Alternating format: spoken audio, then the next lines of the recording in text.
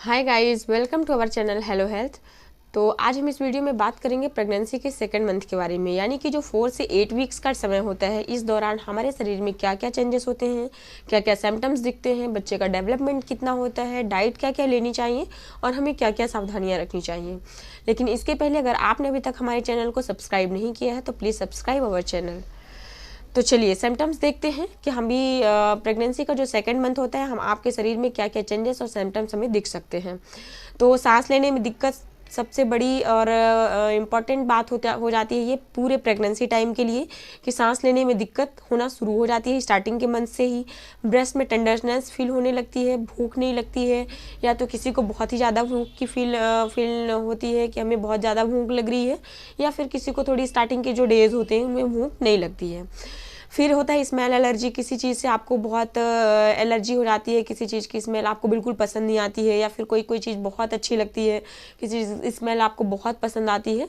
Weight gain होना start हो जाता है, बच्चे का भी वजन धीरे धीरे बढ़ना शुरू होगा और आपका भी वजन थोड़ी सी बढ़ना शुरू हो जाता है। यूट्रस का साइज जो होता है थोड़ी सी अपने नॉर्मल साइज से थोड़ी सी बड़ा होने लगता है, ब्लोटिंग की प्रॉब्लम्स होने लगती हैं। फिर होता है यूरिनेशन की प्रॉब्लम भी स्टार्टिंग के कुछ टाइम में, कुछ दिनों में आपको ये फील होता है, बार बार यूरिन की जाने की आपको इच्छा ऐसी लगती है। नो सेंसिटिविटी आपकी बढ़ जाती है। ये सारे सिम्टम्स आपको स्टार्टिंग के सेकंड मंथ्स में आपको देखने मिल सकते हैं। अभी हम ये जान लेते हैं कि बच्चे का डेवलपमेंट सेकंड मंथ में कितना होता है, क्या हो रहा होता है इस मंथ में। तो जो सेकंड मंथ आपका चलता है इसमें मसल्स और बोन्स का कुछ डेवलपमेंट स्टार्ट हो जाता है। जो हैंड्स होते हैं, लेग्स होते हैं, फीट होते हैं, बच्चे की जो फिंगर्स होती हैं उनका एक स्ट्रक्चर सब बन जाता है। अभी ये अलग अलग तो नहीं होती हैं, बस एक स्ट्रक्चर अपना लेती हैं। जो बॉडी पार्ट्स होते हैं उनका अपने स्ट्रक्चर बन रहा होता है, अभी ये सेपरेट नहीं होते हैं, बस एक ढांचा बन के तैयार हो रहा होता है। हाँ, प्लेसेंटा बन के थोड़ी प्लेसेंटा का जो प्रोडक्शन है वो हो जाता है, अम्बिलिकल कॉर्ड्स बन जाती हैं, और हार्ट भी आपके जो 4 चैम्बर्स होते हैं हार्ट के, उनमें भी डिवाइडेशन हो जाता है। और अगर इस दौरान सेकंड मंथ के अगर लास्ट तक आप अल्ट्रासाउंड कराते हैं तो आपके बच्चे की हार्ट बीट भी आपको मिल सकती है, आपके बच्चे की हार्ट बीट आ जाती है। इसका मतलब कि हार्ट अभी अपनी स्टार्टिंग जो वर्क है हार्ट की, वो अपना वर्क करना स्टार्टिंग का वो शुरू कर देता है। तो इस सेकेंड मंथ में आपके बच्चे की इतनी सारी डेवलपमेंट्स अभी स्टार्ट हो रही होती हैं।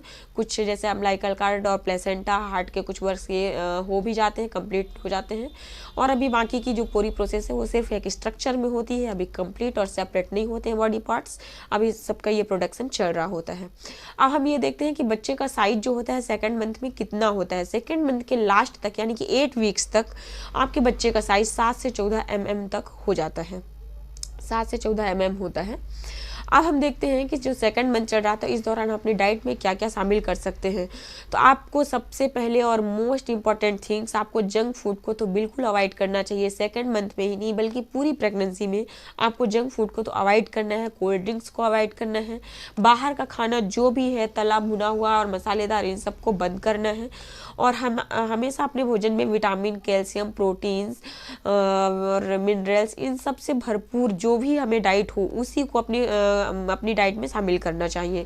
जैसे हरी पत्तेदार सब्जियां हो गई, फ्रूट्स हो गए, ड्राई फ्रूट्स हो गए, फाइबर जिसमें रहता है खाने में उनको शामिल करना चाहिए, साबुत अनाज हो गए और सब्जियां हो गई, सीजनल फ्रूट्स हो गए, इन सबको अपनी डाइट में आप शामिल कर सकते हैं। मिल्क हो गया, मिल्क से बने प्रोडक्ट्स हो गए हैं, तो इनमें काफ़ी मात्रा में कैल्शियम होता है जिसकी आपको नीड स्टार्ट हो जाती है। तो आप अपने मिल्क और मिल्क से बने जो भी प्रोडक्ट्स हैं उनको अपनी डाइट में शामिल कर सकती हैं। सबसे ज़रूरी बात, आपको अपनी डाइट में लिक्विड डाइट तो बिल्कुल ही शामिल करना है, क्योंकि आप अगर हाइड्रेट रहेंगी तो आपके बच्चे के लिए ऑक्सीजन और जो भी न्यूट्रिएंट्स हैं वो प्रॉपर मात्रा में मिल पाते हैं। तो आपको जूस और लिक्विड डाइट अपनी डाइट में तो बिल्कुल ही शामिल करना है। अभी जो कैल्शियम, आयरन और फोलिक एसिड है, इनको फोलिक एसिड के तो 3 मंथ्स अपने को चलाना ही है। जो कैल्शियम के आप सप्लीमेंट भी ले सकते हैं, विटामिन डी के भी सप्लीमेंट ले सकते हैं, लेना बल्कि शुरू ही कर देना चाहिए, ताकि आपकी डाइट जो हो एक मेंटेन रहे और आपको एडिशनल फिर बाद में कोई भी अलग से कोई प्रोसेस नहीं करनी पड़े अपनी डाइट को कंप्लीट करने के लिए, या फिर बाद में आयरन की कमी हो, HB की कमी हो तो फिर बाद में प्रॉब्लम्स क्रिएट हो जाती हैं। इन सब चीज़ों से बचने के लिए अपनी डाइट को कंप्लीट करें, वो तो ज़्यादा अच्छा है। अब हम देखते हैं कि रूटीन चेकअप क्या क्या करा सकते हैं, क्योंकि बहुत इंपॉर्टेंट है आपके और आपके बच्चे के हेल्दी लाइफ के लिए कि आप अपने आप को भी स्वस्थ रखें, और बच्चे को स्वस्थ रहने के लिए आपको अपनी मेडिकल टेस्ट तो पूरे करवाने चाहिए, क्योंकि अगर आप स्वस्थ रहेंगी तो ही आपका बच्चा स्वस्थ रहेगा। तो इसके लिए हम कुछ टेस्ट कराते हैं रूटीन चेकअप के लिए। तो जैसे इसमें AST हो गया, एंटीनेटल स्क्रीनिंग टेस्ट होती है, इसमें CBC हो गया, HB हो गया, शुगर हो गया और BP हो गया, RH फैक्टर हो गए। तो ये सब चीज़ें अपने एक रूटीन चेकअप नॉर्मल टेस्ट होते हैं इनमें, अगर इनमें आपको सब कुछ ठीक है, कोई दिक्कत नहीं है। फिर स्क्रीनिंग फॉर इन्फेक्शन के लिए भी कुछ ऐसे टेस्ट होते हैं जिनसे आपको ये पता चलता है कि कोई बड़ी बीमारी तो नहीं है। जो इन्फेक्शन क्या होता है कि अम्बिलिकल कॉर्ड के थ्रू, जैसे बच्चे को हम कुछ भी खाते हैं तो बच्चे को वो पहुंच जाता है अम्बिलिकल कॉर्ड के थ्रू। तो उसमें हमको अगर कोई डिसीज भी हो गई तो भी हमारे बच्चे को ट्रांसमिशन तो उसका भी हो सकता है। इसलिए अपने आप को ये जरूरी है कि अगर हम पहले से टेस्ट करा लेते हैं, कोई भी टेस्ट अगर हमें कोई भी बीमारी है, कोई भी हमें प्रॉब्लम्स तो हमारे बच्चे तक ना पहुंचे, इसका ट्रीटमेंट भी हम समय रहते करवा सकते हैं। अगर हमें समय रहते कोई भी प्रॉब्लम्स हमारी पता चल जाती है तो इसके लिए हमें टेस्ट कराना बहुत ज़रूरी है। फिर इन्फेक्शन के लिए आप देख सकते हैं HIV टेस्ट करा सकते हैं, सिफिलिस हो गया, गोनोरिया हो गया, रुबेला हो गया, हेपेटाइटिस, ये पूरे टेस्ट अपने को करवाने चाहिए ताकि हम इनका, अगर निगेटिव है, कोई प्रॉब्लम्स नहीं है, बस अपनी संतुष्टि के लिए आप करवा सकते हैं। लेकिन अगर इनमें से कोई भी टेस्ट पॉजिटिव है, आप डॉक्टर से कंसल्ट करें, उनके बारे में उसका ट्रीटमेंट लें, अपने बच्चे को स्वस्थ रखने के लिए भी डॉक्टर से कंसल्ट करें। अब होता है अल्ट्रासाउंड। अपन इस सेकेंड मंथ के लास्ट तक आप अल्ट्रासाउंड भी करा सकते हैं, क्योंकि जो USG होती है आपकी, USG इस मंथ में कराने का जो मेन मोटिव होता है वो ये है कि आपके बच्चे की हार्ट रेट आ चुकी है या नहीं। कि ऐसा तो नहीं है, कई बार कुछ कुछ कंडीशंस में ऐसा होता है कि प्रेगनेंसी कंसीव हो जाती है और हार्ट बीट नहीं आ पाती है एम्ब्रियो में। तो इस चीज़ से बचने के लिए, कोई भी एबनॉर्मेलिटी चेक के लिए से बचने के लिए आप अल्ट्रासाउंड करा सकते हैं। USG अगर आप करा लेते हैं तो आपको बेबी की हार्ट रेट पहली पता चल जाती है कि हार्ट रेट आ चुकी है या नहीं। दूसरी, अगर कोई एबनॉर्मेलिटी है ऐसी तो वो भी पता चल जाती है। तो अभी कोई ज़्यादा समय नहीं रहता है, इस दौरान आप अपना आगे का डिसीजन भी ले सकते हैं अगर कोई एबनॉर्मेलिटी है तो। बाकी आपके USG में अगर कोई दिक्कत नहीं है तो बहुत अच्छी बात है, लेकिन आप इसके लिए डॉक्टर कंसल्ट फर्स्ट मंथ से ही जैसे ही आपको पता चलता है तो डॉक्टर कंसल्टेशन के टच में आपको रहना चाहिए। हर मंथ डॉक्टर से विजिट भी लेना चाहिए, उनकी एडवाइस भी लेना चाहिए। खाने पीने की डाइट, ये तो हमने एक नॉर्मल वे में हम बता रहे हैं कि ऐसा ऐसा करना चाहिए, पर आपको अगर कोई प्रॉब्लम्स हैं या अगर नहीं भी हैं तो भी आप डॉक्टर की कंसल्ट में आपको रहना चाहिए, ताकि आपके लिए जो ज़रूरी है, जो सही बातें हैं वो भी आपको पता रहें। तो आज की इस वीडियो में आपने देखा जो हमारे सेकेंड मंथ में जो सिम्टम्स हैं, जो चेंजेस आपको देखने मिलते हैं, बच्चे का डेवलपमेंट क्या होता है, रूटीन टेस्ट में आप क्या क्या करवा सकते हैं और आपको डाइट क्या क्या लेनी चाहिए, मेन सावधानी क्या रखनी चाहिए वो देख लेते हैं। सावधानियों में आपको तो यही ध्यान रखना है कि बाहर के खाने तो बिल्कुल अवॉइड करनी है, पहली बात। इसके बाद आपको कुछ अपनी पर्सनल केयर भी रखनी है, जैसे कि आपको स्लीपिंग टाइम अपना ध्यान रखना है कि 8 से 9 घंटे की जो नींद है आपकी कंप्लीटली पूरी होनी चाहिए। अगर आप अच्छे से नहीं सोते हैं तो इसका इफेक्ट बच्चे के डेवलपमेंट पे पड़ता है।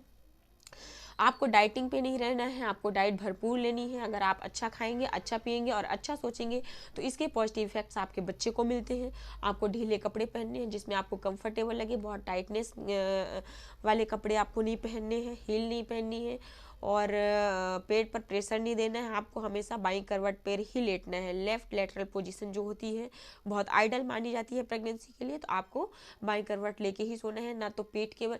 अभी आप पेट केवल लेट के सो सकते हैं जो 3 to 4 मंथ्स तक, उसके बाद आपको पेट के बल लेटने में थोड़ी सी ध्यान रखना चाहिए, क्योंकि अगर आप पेट के बल लेटते हैं तो बच्चे को सफोकेशन हो सकती है, आपके रीढ़ की हड्डियों में इफेक्ट पड़ सकता है, क्योंकि तब तक बच्चे का जो वेट है, प्लेसेंटा का वेट है, जो यूट्रस का वेट है वो बढ़ जाता है। तो आपके जो स्पाइनल कॉर्ड है, जो बैक बोन है, उस पर इफेक्ट पड़ सकता है। बाद में आपको इसकी प्रॉब्लम्स पता चलती हैं कि दर्द हो रहा है, बैक पेन स्टार्ट हो गया है, या फिर हमें ऐसी कोई दूसरी प्रॉब्लम्स क्रिएट हो गई। इन चीज़ों से बचने के लिए आपको पेट के बल लेटने से बचना चाहिए। तो फिलहाल अभी जब से आपको प्रेगनेंसी कंसीव हुई है तो पेट में प्रेशर नहीं पड़ने देना चाहिए। पेट को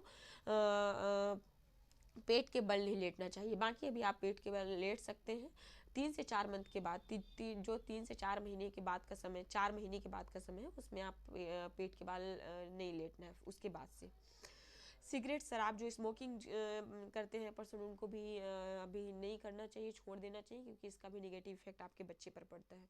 तो ये रही आज के वीडियो की सावधानियाँ कि आज में सेकेंड मंथ में हम कौन कौन सी सावधानियाँ रख सकते हैं। चलिए, अगर हमारी वीडियो आपको यूजफुल लगी हो तो हमारे चैनल को सब्सक्राइब जरूर करें, लाइक एंड कमेंट भी करें।